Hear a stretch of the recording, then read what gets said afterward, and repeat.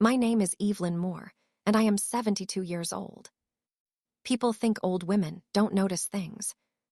They think we see less, hear less, understand less. They are wrong. Very wrong. The day I realized something was wrong, my daughter-in-law smiled at me like she always did. Wide smile, soft voice. "Good morning, Mama Evelyn," she said, handing me my tea. Her name was Lorraine, and everyone thought she was kind. I took the cup from her hand and looked up at her face. Her smile was warm, but her eyes were cold. That was the first time my heart whispered to me, "Be careful." Before I go on, let me ask you something. If you've ever been betrayed by family, subscribe to this channel, because these stories are not just stories. They are warnings. They are truth. And tell me in the comments where you're watching from. I want to know how many of us are out here, listening quietly like I was. That morning, my son Caleb was already gone to work. Lorraine moved around my kitchen like she owned it. Opening drawers, checking cabinets, rearranging things I had placed carefully for years. "You should rest more," she said sweetly. "You've done enough in this life." Enough. That word sat heavy in my chest. "I'm fine," I said gently. She smiled again. Too fast. Too practiced. I had lived in that house for 41 years. I raised my children there. Buried my husband from there. Cried on that floor. Prayed in those rooms. And now I felt like a guest. Later that afternoon, I heard her on the phone. She didn't know I was in the hallway. She didn't know I had stopped walking. "Yes," she whispered. "No, she doesn't suspect anything." My hand gripped the wall. "She trusts me," Lorraine continued. "And once it's done, she won't have a choice." My stomach dropped. My own daughter-in-law. Plotting. About me. I stepped back quietly. Slowly. Silence has kept me alive for many years. That night at dinner, she laughed loudly. Touched my shoulder. Served me food. Played the role perfectly. "My mother-in-law is such a blessing," she said to Caleb. I smiled. But inside, something hardened. That night, alone in my room, I sat on my bed and whispered to myself. They think I'm old. They think I'm weak. They think I don't understand. But what they didn't know was that I had survived things far worse than smiles and lies. And whatever Lorraine was planning, she made one mistake. She thought I was done watching. Before I continue this story, kindly subscribe, like, turn on the bell, and tell me in the comments where you're watching from. I did not sleep that night. I lay on my back, staring at the ceiling, listening to the house breathe. Every creak, every footstep, every quiet sound that never bothered me before. Now, each one felt like a warning. Around midnight, I heard Lorraine's door open. Soft, careful. She was trying not to wake anyone. I turned my head toward the hallway and held my breath. She walked past my room, then stopped, right outside my door. I closed my eyes fast, slowed my breathing, pretended to sleep the way I learned to when I was a child, hiding from trouble. Her shadow paused under the door, just stood there, watching, listening. Then she moved on. My heart didn't calm until I heard her whisper again. This time closer. "Yes," she said quietly into her phone. "She's still sharp, but she's tired." I felt my fingers curl into the bedsheet. "No," Lorraine continued. "She won't fight it, she never does. Never does." She said it like she knew me. Like she owned my past. "She trusts me completely," she added. "And once the papers are signed, it's over." My chest tightened. Papers. Signed. Over. I wanted to jump up. To shout. To demand answers. But something stopped me. A voice inside my head said, "Not yet. Because when people think you're weak, they speak freely. They reveal everything. The next morning, Lorraine acted normal. Too normal. She hugged me, asked if I slept well, called me Mama again. You should come with me later, she said. We need to update a few things. I looked at her, smiled. All right, I said. Her eyes lit up. She thought she'd won. But what Lorraine didn't know was that years ago, after my husband died, I promised myself one thing. Never sign anything without reading it. Never trust smiles alone. And never let anyone rush me. That afternoon, while she was out, I went into the hallway closet. The one no one ever opens. I reached to the top shelf and pulled down a dusty box. Inside were old papers, receipts, notes, and something else. Something important. Something that could change everything. I sat on the bed, box in my lap, heart pounding. And for the first time, I whispered, So this is what you're doing. But Lorraine was about to learn something too. I was not just a grandmother. I was a survivor. And I was done being quiet. Before I continue this story, kindly subscribe, like, turn on the bell, and tell me in the comments where you're watching from. The box was heavier than I remembered. Not because of what was inside, but because of what it meant. I carried it to the bed and sat down slowly, like the floor might give way under the truth. Dust rose as I lifted the lid.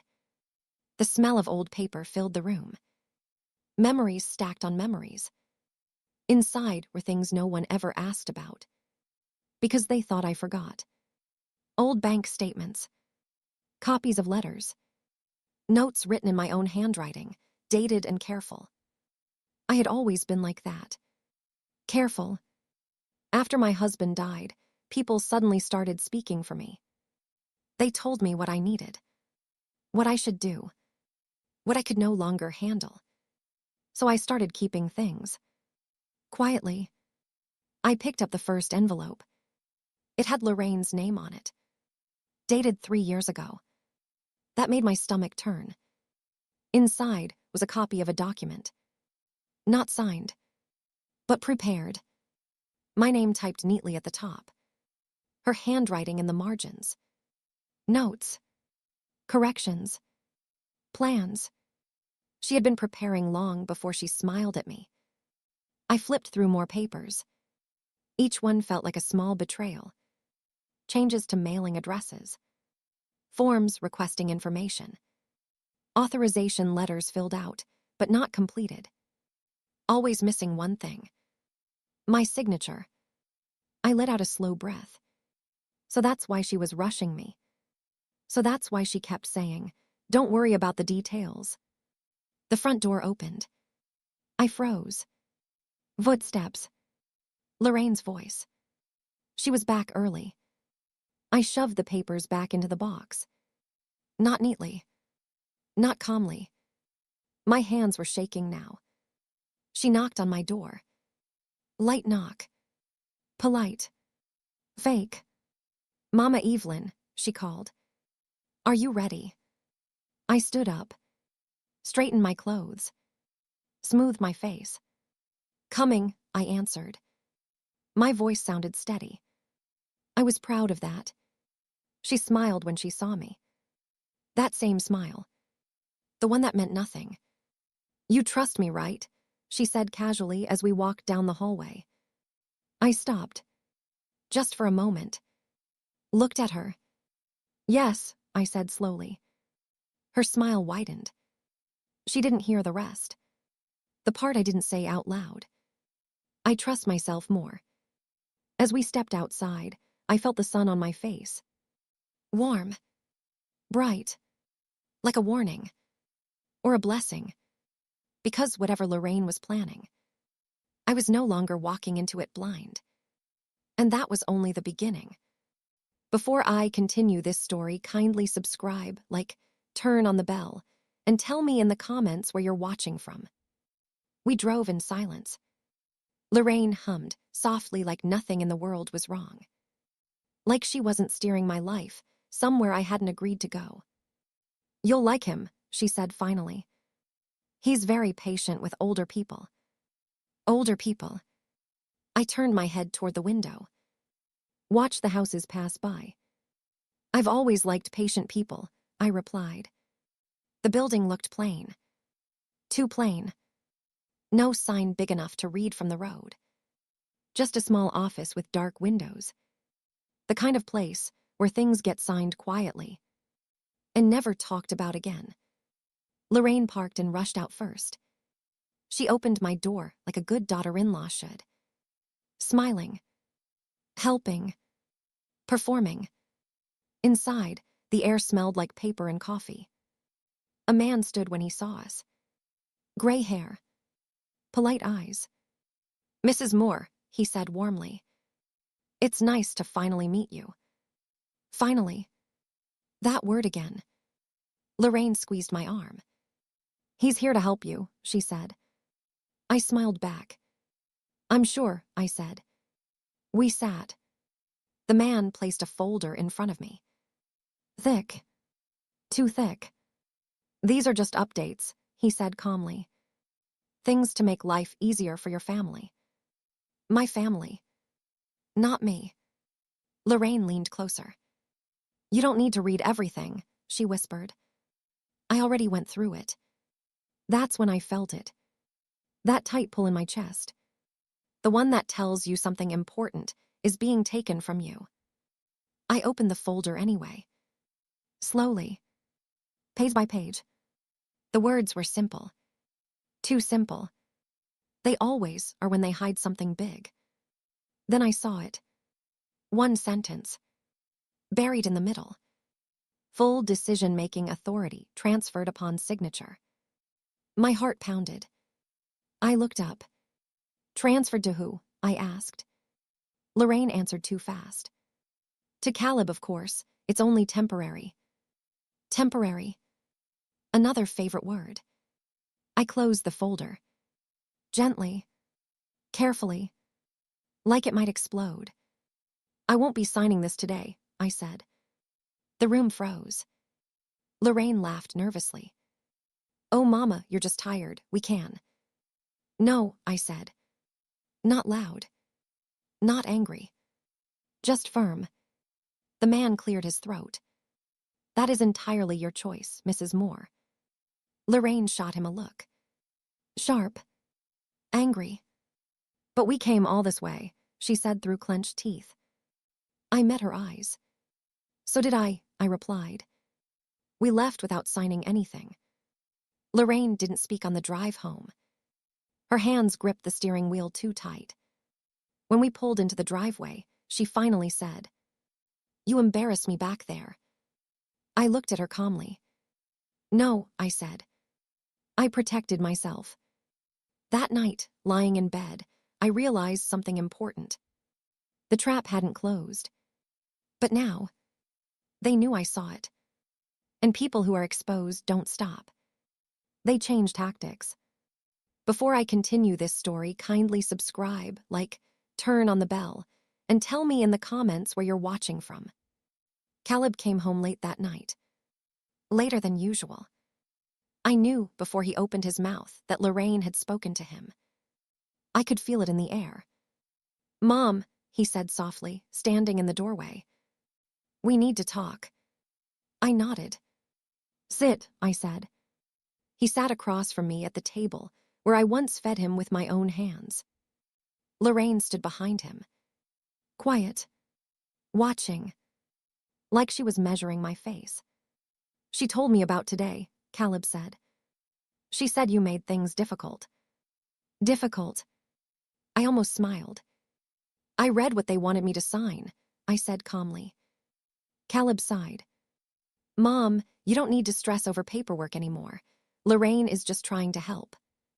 Help? That word again. I looked at my son. Really looked at him.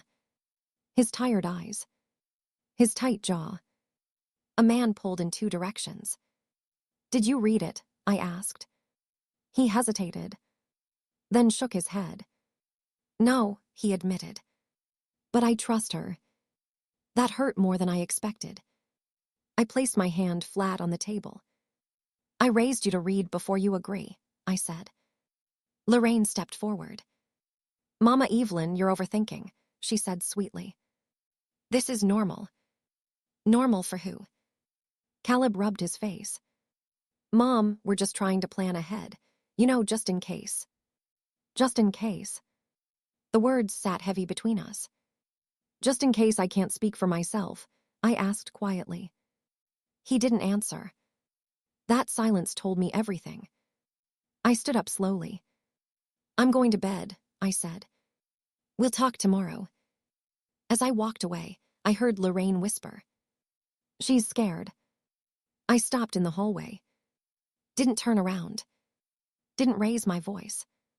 No, I said. I'm awake. That night, I lay in bed with my eyes open. Not crying. Not shaking. Planning. Because when your own child starts repeating someone else's words, you know the plot has grown teeth. And the next move would decide everything. Before I continue this story, kindly subscribe, turn on the bell, and tell me in the comments where you're watching from. The next morning, I woke up before anyone else. Not because I couldn't sleep, but because my mind was clear. Clearer than it had been in years. I made breakfast like I always did. Eggs. Toast. Coffee. Normal things. Normal mornings are dangerous when something is wrong. They make people careless. Caleb came in first. He looked tired. Guilty. Lorraine followed close behind him, already smiling. Already acting like yesterday never happened. Morning, Mom, Caleb said. Morning, I replied. I sat down with them at the table. Didn't rush. Didn't accuse. I chose my moment carefully. I need help with something, I said casually.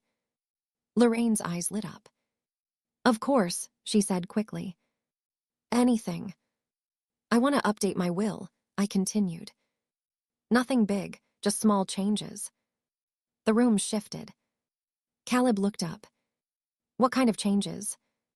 I shrugged. Just making sure everything goes where I want it. Lorraine reached for her coffee too fast. Her hand shook. Just a little. I think we should handle that later, she said. You don't need to worry about those things right now. There it was. The same line. I do, I said calmly. And I'd like to meet with someone, alone. Silence. Caleb frowned. Why alone? I looked at him gently. Because it's my voice, I said. And I want to hear it clearly. Lorraine's smile cracked. Just for a second. I can come with you, she said quickly. To help explain things. No, I replied. Not sharp. Not loud. Just final. Caleb shifted in his chair. You're making this bigger than it needs to be. I nodded. Only because it's already big, I said. I stood up. Picked up my plate. As of today, I continued. I'll be handling my own affairs. Lorraine laughed. But it sounded thin. Forced. That's not practical, she said. You need support. I looked straight at her. I need honesty, I said. Caleb pushed his chair back. Mom, you're acting like we're against you. I met his eyes. Then prove you're not. That stopped him. He opened his mouth. Closed it. Because if he truly wasn't against me, he would have said so. I walked away from the table feeling something new. Not fear. Not sadness. Clarity. They weren't helping me prepare for the future. They were preparing for a future without my say. And now they knew. I was standing in the way. Before I continue this story, kindly subscribe, turn on the bell, and tell me in the comments where you're watching from. The house changed after that morning. Not loud. Not dramatic, just colder. Lorraine stopped calling me Mama Evelyn. Now it was just Evelyn. Short, sharp, like a line drawn in the sand. She stopped asking if I needed anything. Stopped offering tea. Stopped pretending.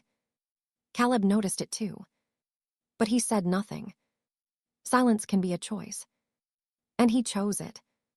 That afternoon, I went to my room and found something strange. My drawer was open. Just a little. Not enough to be obvious. Enough to be careless. I stood still. My heart thudded slow and heavy. I opened it fully. Things were moved. Not missing. Moved. My papers were no longer stacked the way I kept them. The envelope with my husband's handwriting was upside down. Someone had been searching. I sat on the bed, hands resting in my lap, breathing steady. So this was it. They were done asking. At dinner, Lorraine didn't sit near me. She kept whispering to Caleb, pausing when I looked up, smiling again. But this time, the smile didn't reach her face at all. Later that night, I heard her voice again. Not on the phone. In the living room.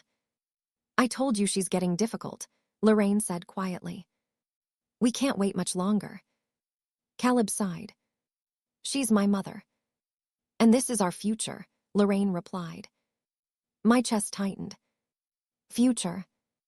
Always that word. As if my life was already past.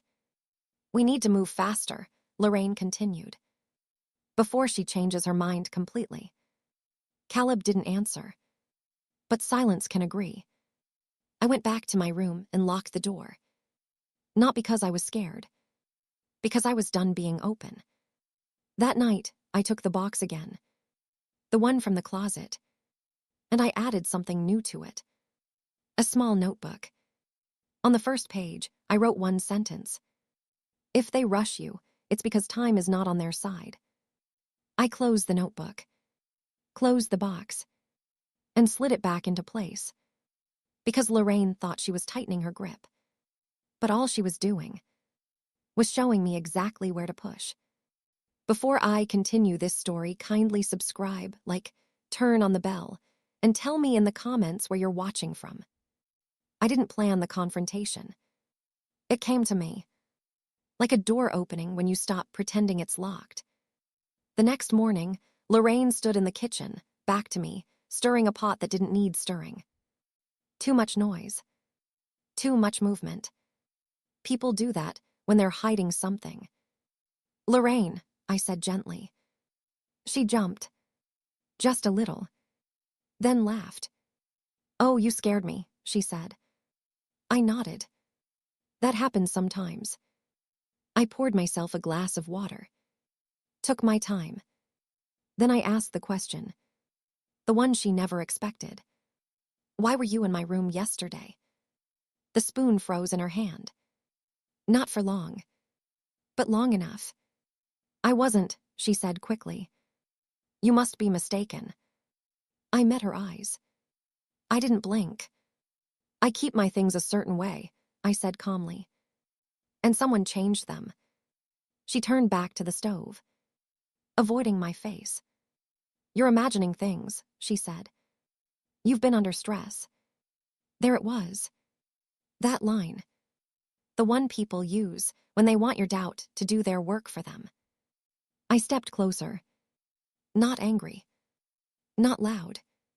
Just present. Lorraine, I said. Don't ever tell me what I imagine. She slammed the spoon down. Turned around. Her smile was gone now. Completely. You don't trust me, she snapped. I don't, I replied. The room went silent. Caleb walked in right then. Wrong time. Worst time. What's going on? He asked. Lorraine spoke first. She's accusing me of things, she said, voice shaking. I was only trying to help. I looked at my son. Really looked at him. Did you go into my room yesterday? I asked. He shook his head. No. Did you give anyone permission to? I asked. He hesitated. That was enough. You see, Lorraine said quickly. You're tearing us apart. I sighed. Soft. Tired. No, I said. I'm pulling myself together. I walked past them. Back to my room. Locked the door. Sat on the bed. My hands shook then. Not from fear. From relief. Because once someone shows you who they are, you don't have to guess anymore. Outside my door, I heard Lorraine whisper. She's turning him against me. I closed my eyes. And thought, no, you did that yourself. That night, I didn't cry. I didn't pray for answers. I made a decision. If Lorraine wanted control, she would have to reach for it. And when she did, everyone would finally see her hands. Before I continue this story, kindly subscribe, like, turn on the bell, and tell me in the comments where you're watching from. Morning came softly. Too softly. The kind of quiet that feels like someone is holding their breath. I woke before dawn, my eyes already open, my mind already moving. When you reach a certain age, sleep becomes lighter. Thoughts don't knock anymore. They walk right in. I lay there listening. The house creaked. The fridge hummed. And somewhere down the hall, Lorraine's door opened and closed. Careful. Slow. Like she didn't want to be heard. I waited. Counted to 20.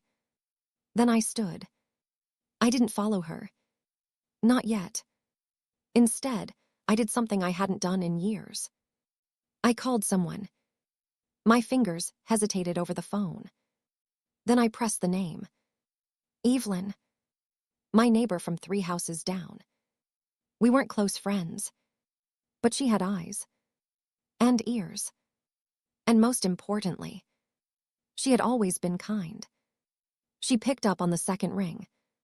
Hello, she whispered. It's me, I said softly. I hope I'm not waking you. Oh, honey, she said, voice warm. I've been awake since 4. What's wrong? That question. It opened something in me. Not pain. Not fear. Truth. I think something is happening in my house, I said. And I don't think it's good. There was a pause. Then Evelyn said quietly, come over. I wrapped a shawl around my shoulders and slipped out the back door. The sky was just turning gray. The world between night and morning. That in-between space where secrets feel heavier.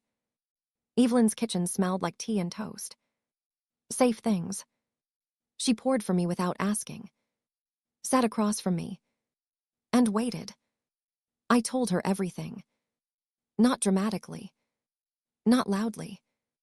Just plainly. How Lorraine watched me. How my things moved. How my words were twisted. How my son was slowly being pulled away from me. Evelyn didn't interrupt. Didn't rush to explain. Didn't say, I'm sure she means well. She just listened. And when I finished, she leaned forward. You're not imagining this, she said. My breath caught. I've seen her, Evelyn continued. Going through your trash. Taking pictures of your mail. Asking questions about your health. The room tilted. Not because I was shocked, but because I finally wasn't alone. She told Mrs. Harmon you were confused, Evelyn said.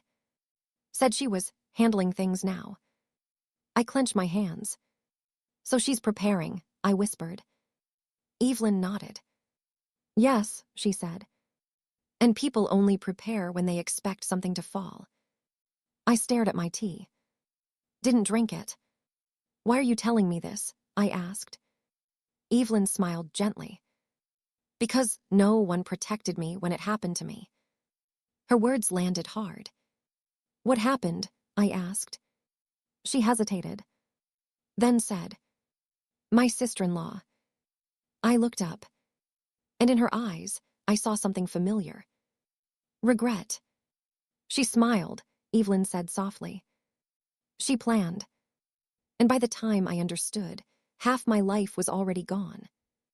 Silence wrapped around us. Then Evelyn reached across the table, took my hand. "You're early," she said.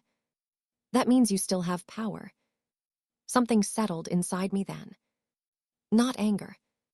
Not revenge. Resolve. "Then help me," I said. Evelyn didn't hesitate. "I already am." At that moment, I heard my phone buzz. A message from Lorraine. "Where are you?" I showed Evelyn. She raised an eyebrow. "She's nervous," Evelyn said. I typed back slowly. "Just getting some air."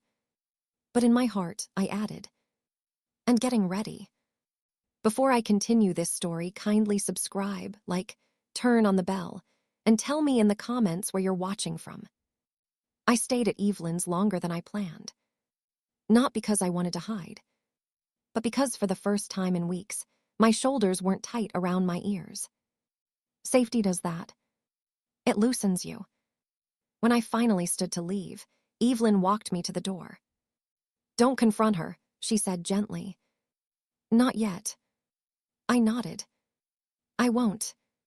But I will watch," she added. And that mattered more than she knew. The walk back home felt different. The house looked the same. But I didn't. I entered through the back door quietly, slipped my shoes off, listened. Voices. Low. Urgent. Lorraine and my son. In the living room. "I don't understand why she won't just rest," Lorraine said. "I'm trying to help." My son sighed. "She's always been stubborn." That word. Always. Like my whole life could be folded into one flaw. "She forgot her pills yesterday," Lorraine continued. My breath stopped. I hadn't. I remembered clearly. But she said it like fact. Like proof. "I think we need to talk about next steps," she added softly. My son didn't answer right away. "Then, what kind of steps?" I leaned against the wall, held myself steady. "Well," Lorraine said, "just in case. If she gets worse." Worse. I tasted the word. "She could hurt herself," Lorraine continued. "Or someone else." A lie. Smooth. Careful. Practiced. I waited for my son to defend me. To say no, that's not true. But what he said instead was, "What do you suggest?" That was the crack. The sound of trust breaking. "I'll show you," Lorraine said. "I've been keeping notes." Notes. My fingers dug into the wall. Papers rustled. A chair scraped. And then, "There," Lorraine said. "See, she wrote this." I knew that notebook. The blue one. The one I kept under my bed. Where I wrote memories. Dates. Names. Things I didn't want to forget. "She repeats herself," Lorraine continued. "She forgets conversations. She gets emotional." I almost laughed. Because none of that was new. It was called being human. "This entry," Lorraine said. "She doesn't even remember writing it." I stepped forward then. "Let the floor creak. Let them know." "I remember writing it," I said. Silence fell like a dropped plate. My son turned. Lorraine's smile froze. "Oh," Lorraine said lightly. "You're back already." "Yes," I said. And I heard everything. My son stood. "Mom, we were just talking." "About me," I finished. "Without me." Lorraine reached for the notebook. "This is for your safety," she said. I held out my hand. "Give it back." She hesitated, then placed it in my palm. Reluctantly. "You took this from my room," I said. She smiled thinly. "I was worried." "You were stealing," I said calmly. My son looked between us. "Mom, she's trying to help." "No," I said. "She's trying to replace me." Lorraine's voice sharpened. That's not fair. Neither is lying, I replied. I opened the notebook, flipped to the page she had shown him, then turned it. And the next. And the next. These, I said, are memories, not confusion. I looked at my son. Do you know why I write things down? He shook his head. Because people forget the truth, I said. And I don't plan to. Lorraine crossed her arms. You're overreacting. No, I said softly. I'm waking up. Something shifted in my son's eyes then. Doubt. Small. But real. We can talk later, Lorraine said quickly. Let her calm down. No, I said. We talk now. But Lorraine picked up her bag, smiled sweetly at my son. I'll give you space, she said. Call me if you need me. And just like that, she left. Too fast. Too neat. My son exhaled. Mom, are you okay? I looked at him. Really looked. The boy I raised. The man standing unsure in my living room. I will be, I said. But I need you to listen. He nodded slowly. Behind my calm, something burned steady. Not rage. Not fear. Clarity. Because Lorraine had slipped. And once someone slips, they fall. Before I continue this story, kindly subscribe. Like, turn on the bell, and tell me in the comments where you're watching from. That night, I didn't sleep much. Not because I was afraid, but because my mind was finally awake. I lay in bed, staring at the ceiling fan as it turned slow and steady. Each click sounded louder than it should. Each shadow felt sharper. Truth does that. Once you see it, you can't unsee it. In the kitchen the next morning, I moved carefully, slowly, like nothing had changed. I made tea. I buttered toast. I hummed an old church song under my breath. Normal. Very normal. My son came in rubbing his eyes. Morning, Mom. Morning, I said, smiling. I watched him closely. He watched me too. You feel okay today? He asked. I feel fine, I said. Why? He hesitated. No reason. That hesitation told me everything. After he left for work, I sat at the table and opened my blue notebook. Not to write. To read. To remind myself that I was not confused, that my memories were steady, that my mind was still mine. Then I reached into my purse and took out my phone. Old. Scratched. But working. I turned on the voice recorder. Not to trap anyone, but to protect myself. Lorraine arrived just before noon. She knocked softly. Too softly. Like someone who didn't want to be heard. There you are, she said brightly when I opened the door. I brought soup. I smiled. That's kind of you. She stepped inside and glanced around. Quick. Checking. Always checking. We sat at the table. She poured the soup into bowls. I told your son you seemed tired yesterday, she said gently. I lifted my spoon. Did I? She paused. Well, you looked it. I said nothing. Just ate. Just listened. Have you been sleeping? She asked. Yes. Any dizziness? No. Any confusion? I looked up. Straight at her. No. She laughed lightly. Oh good, I worry, that's all. I nodded. And pressed record. I've been meaning to ask, I said casually. Why did you take my notebook? Her spoon froze midair. I didn't take it, she said. I tilted my head. You read from it. A beat. Then she smiled. I was just concerned. You write strange things sometimes. Strange? I asked. Yes, she said smoothly. Like people are watching you. My heart thudded. Because I had written that once. Years ago. About someone else. Not her. I was wrong about that, I said softly. She leaned forward. That's what worries me, she said. You don't remember. Click. The recorder caught everything. I remember plenty, I said. I remember you taking my notebook. I remember you telling my son I forgot my pills. I remember you saying I could hurt someone. Her smile cracked. Just a little. I was protecting my family, she snapped. And I am protecting myself, I replied. She stood abruptly. You're twisting things. No, I said calmly. You're revealing them. She grabbed her bag. I think you should rest, she said coldly. I think you should leave, I answered. When the door closed behind her, my hands shook. But I didn't cry.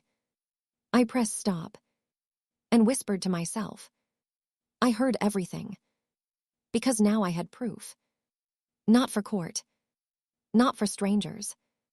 For my son. For my life. And once the truth is recorded, it never forgets.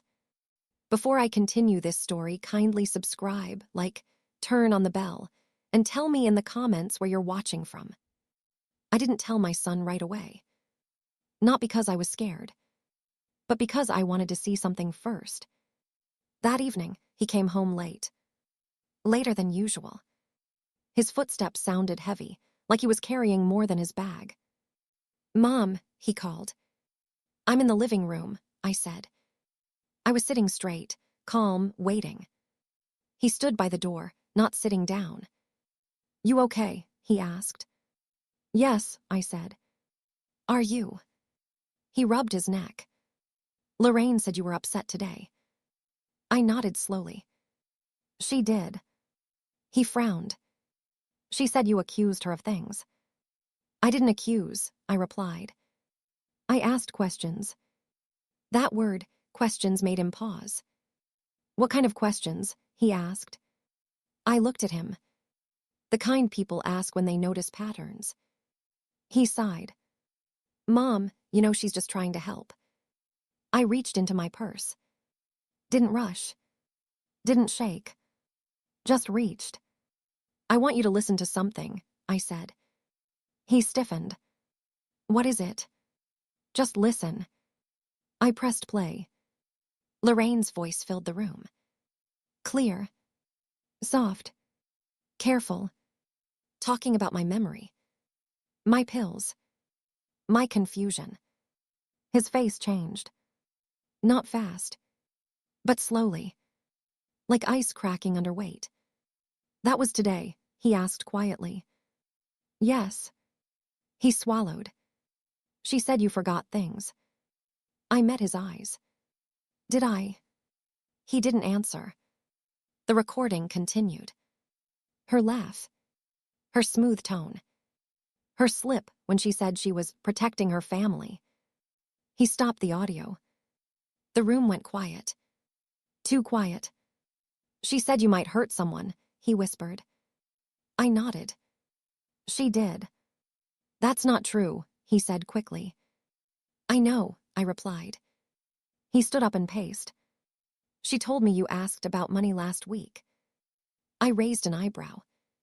I didn't. His footsteps slowed. She said you were confused. I tilted my head. Do I sound confused to you? He stopped packing. No, he admitted. Then his voice dropped.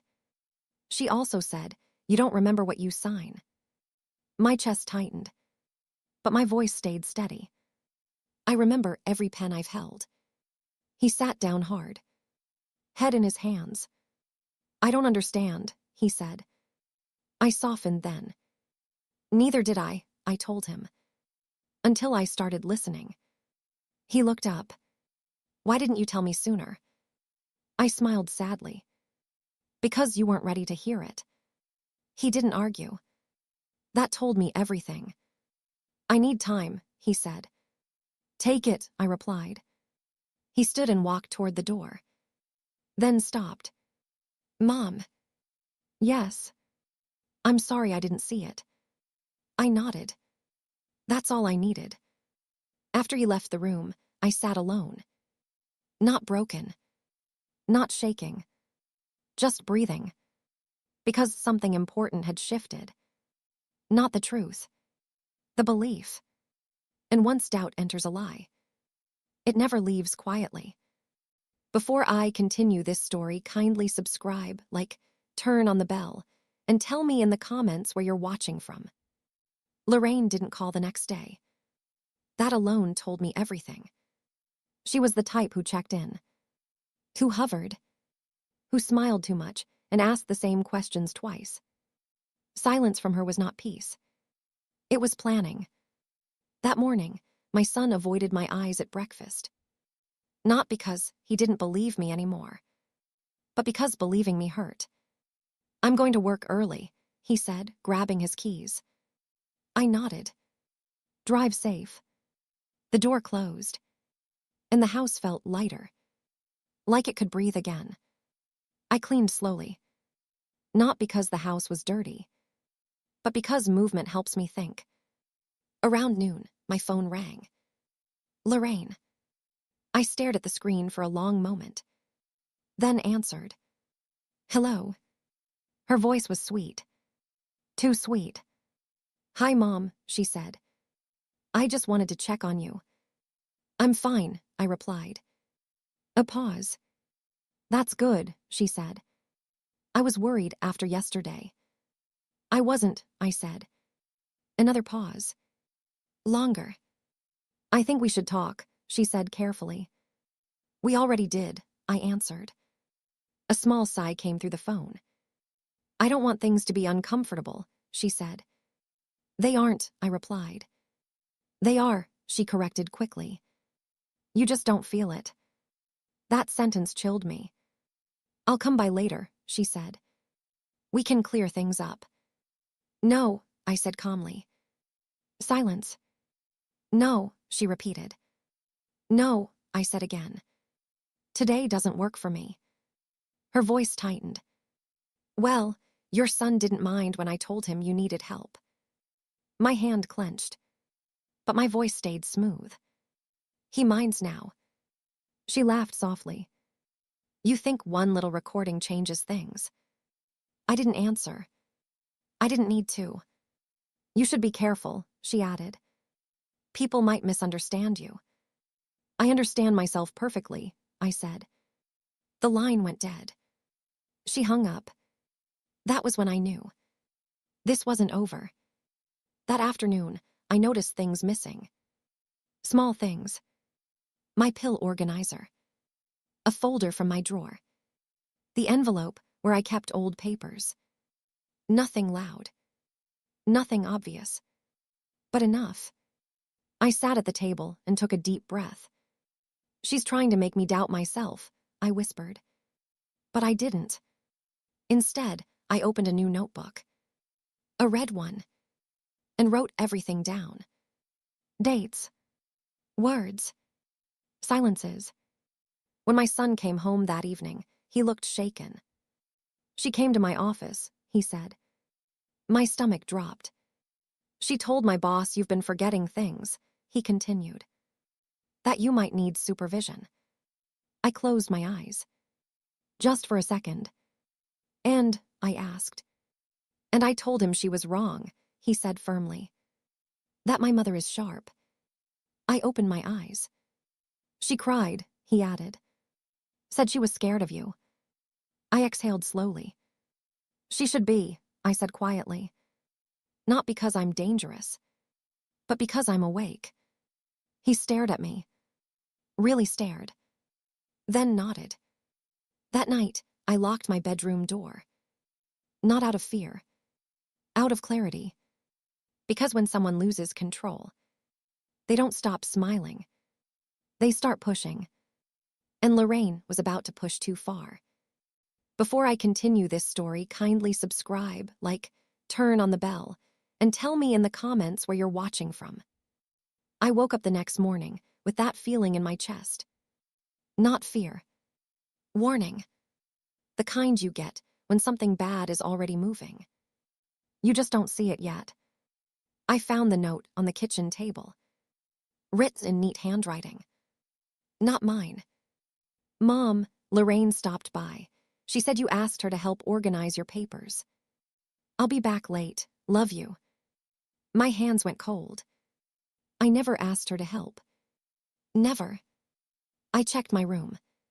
The red notebook was gone. So was the envelope with my old records. My chest tightened, but my mind stayed clear.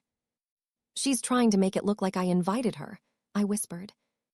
That's when I knew this wasn't just gossip anymore. It was a setup. I sat down slowly. Breathed in. Breathed out. Then I did something Lorraine never expected. I called my neighbor, Mrs. Hattie. She lived next door longer than anyone. She noticed everything. Hattie, I said gently, did anyone come by this morning? Oh yes, she replied. Your daughter-in-law, she parked crooked too. Did she go inside? Yes, Hattie said. And she looked upset when she left. Did she carry anything out? A pause. 2 folders, red and brown. My stomach flipped, but my voice stayed calm. Thank you, Hattie. That afternoon, my son came home early. His face was pale. Mom, he said slowly. Lorraine told me you gave her documents to keep safe. I stood up. I did not. She said you asked her to manage things, just in case. I shook my head. She took them. He rubbed his temples. She says you're confused. I stepped closer. Then look at me, I said. Really look. He did. Long. Hard. You're not confused, he said quietly. No, I replied. I'm being erased. That word hit him. Hard. I talked to Mrs. Hattie, I continued. She saw Lorraine leave with my things. His jaw tightened. She lied to me, he said. Yes, I answered. And she thought you'd believe her. He sat down heavily. I don't know who she is anymore. I placed my hand over his. Now you do. That evening, Lorraine came back. Unannounced. Smiling. There you both are, she chirped. I brought dinner. No one moved. Where are my papers? I asked. Her smile flickered. What papers? The ones you took this morning, I said evenly. She laughed. Oh, Mom, you're imagining things. My son stood. Don't, he said sharply. Her smile vanished. You went too far, he continued. You lied, you took her things. She stared at him. Shocked. Angry. Cornered. I was protecting us, she snapped. No, I said quietly. You were protecting control. The room went silent. She grabbed her bag. This isn't over, she hissed. I met her eyes. It is for me. Because the setup failed. The mask slipped. And once someone is seen, they can never hide the same way again. Before I continue this story, kindly subscribe, like, turn on the bell, and tell me in the comments where you're watching from. After Lorraine left that night, the house didn't feel angry. It felt empty. Like something rotten had finally been taken out, but the smell still lingered. My son stood in the living room, staring at the door she had slammed. I didn't know, he said quietly. I know, I replied. But knowing didn't erase the hurt. He sat across from me. She says she needs space, he added. I nodded. So do we. The next few days were strange. Too calm. No calls. No messages. No surprise visits. Lorraine vanished. And that worried me more than her presence ever did. Because people who lose control don't always leave. Sometimes they wait. On the 3rd day, the phone rang. My sister-in-law, Denise. I heard what happened, she said quickly. Which version? I asked. A pause. The one where Lorraine was just trying to help. I closed my eyes. She took my things, I said calmly. She lied. She tried to make me look unwell. Denise sighed. She said you were confused. I opened my eyes. There it is, I whispered. Why would she say that? Denise asked. Because it works, I replied. By evening, the family had divided itself neatly. Some stopped calling. Some suddenly checked in out of concern. None asked me what actually happened. That night, my son sat beside me. They're asking if you should move somewhere safer, he said. My chest tightened. Safer for who? I asked. He didn't answer. I'm not going anywhere, I said firmly. He nodded. I told them that. The next morning, a letter arrived. No return address. Typed. Short. You're causing problems. Let this go. Families don't survive this kind of tension. I read it twice. Then smiled. They're afraid, I said out loud. Because when truth threatens comfort, comfort fights back. That afternoon, I did something I should have done sooner. I gathered my documents. My birth certificate. My deeds. My records. And I locked them away. Not because I was hiding, but because I was reclaiming. When my son came home, I handed him a copy of the key. These are mine, I said. But I trust you. He swallowed. I won't fail you, he said. I believed him. But Lorraine, she wasn't finished. Not yet. Because that night, as I turned off the lights, my phone buzzed. A message from an unknown number. You think you won. But people already believe me. I stared at the screen, then set the phone down. Calm. Steady. Belief fades, I whispered. Truth doesn't. And tomorrow, I would make sure everyone remembered that. Before I continue this story, kindly subscribe, like, turn on the bell, and tell me in the comments where you're watching from. The family meeting was not my idea. That's how I knew it would matter. They chose a Saturday afternoon. Neutral ground. My niece's house. Plenty of chairs. Plenty of witnesses. My son drove me there. Neither of us talked much. Some things feel heavier when spoken out loud. When we walked in, the room went quiet. Not polite quiet. That sharp, awkward quiet people make when they don't know who's right, but they don't want trouble.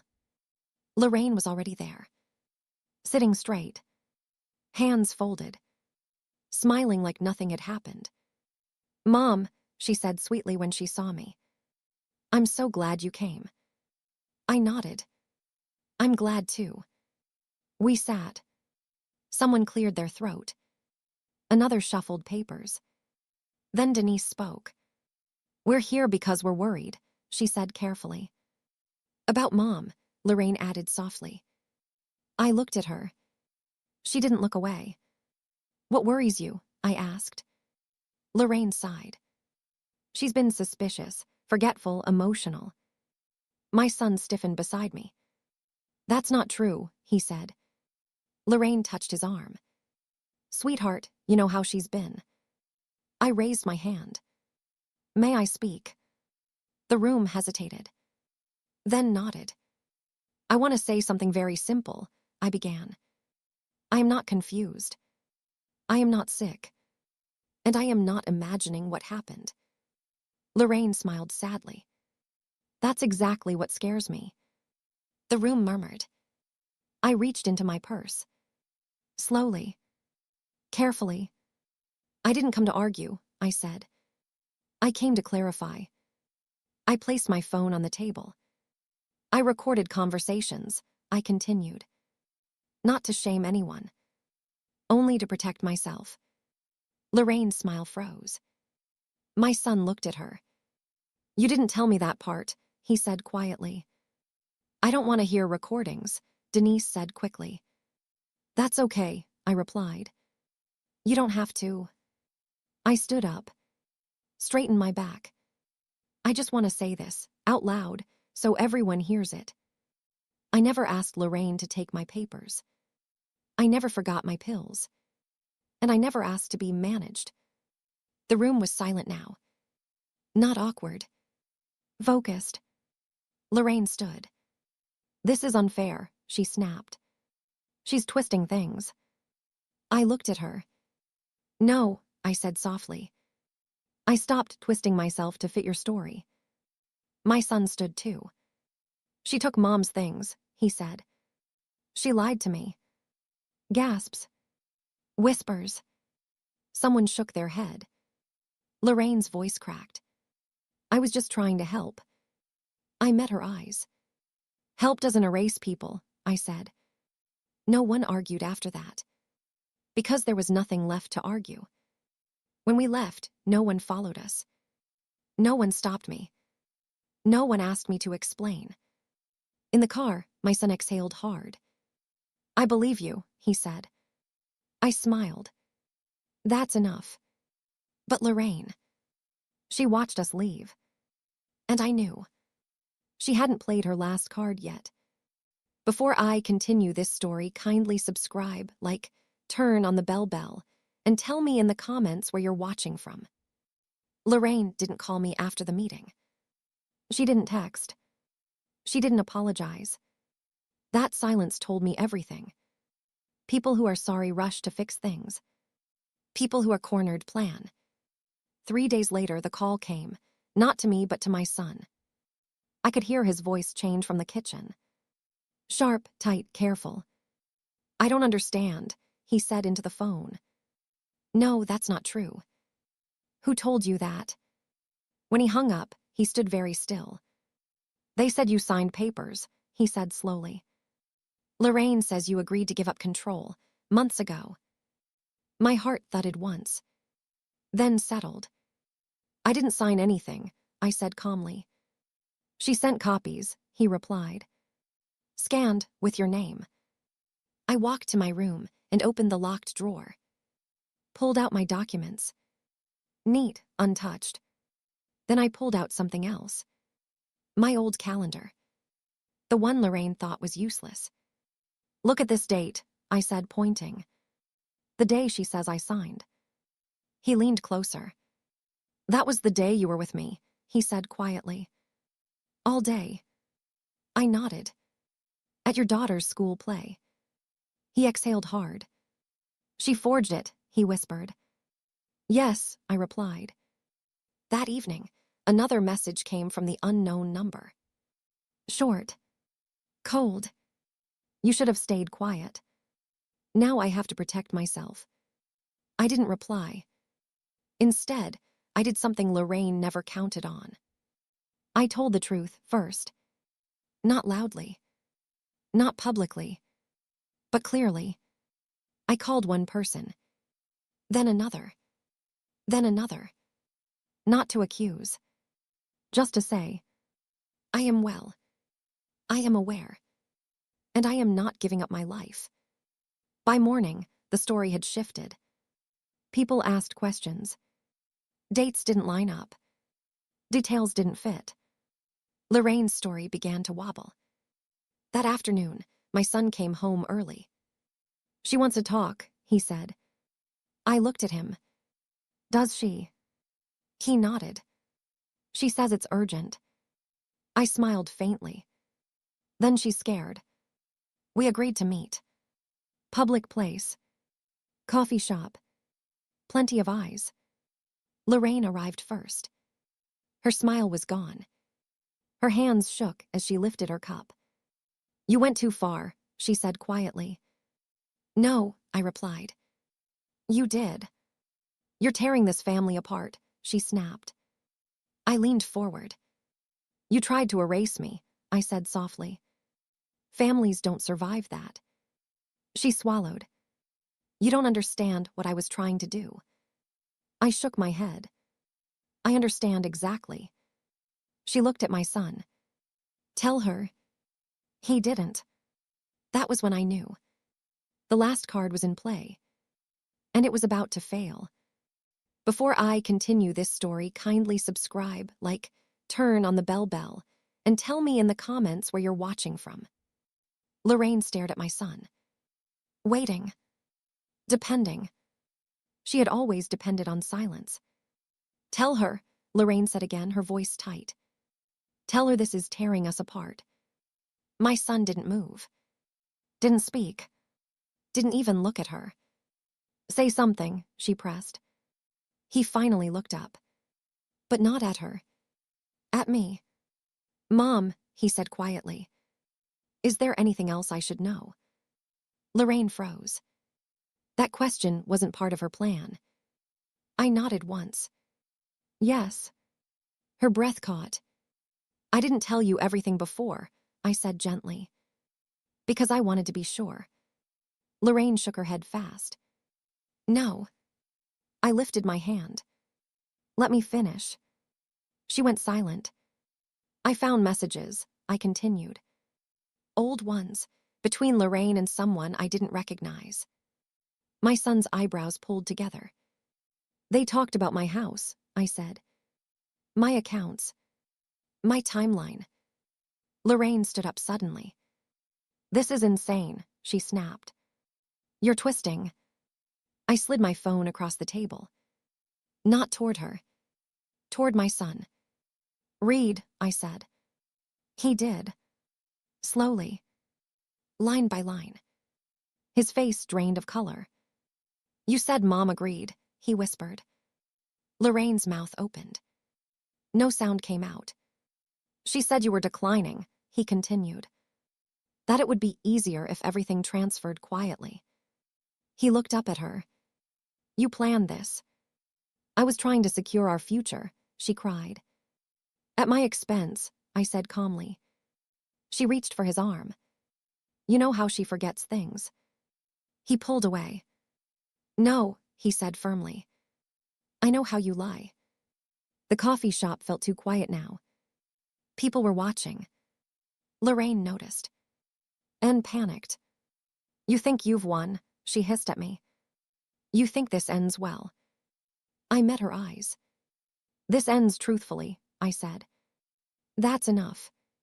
She grabbed her bag. This family will regret this. I smiled softly. No, I replied. Only you will. She left without another word. No tears.